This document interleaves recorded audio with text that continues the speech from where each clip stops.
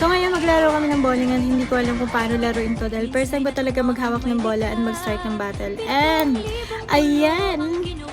So ayan, na-strike ko nga, ang tatlo na lang yung battle at hindi ko na-strike. And napakasaya ko dahil hindi ko alam kung paano to gawin pero nagawa ko. At hindi ako marunong pero kaya kong gawin. Hindi ako magaling pero marunong na rin ako konti. Practice pa. Ayan, may kalaban ako. Ito yung kasama ko.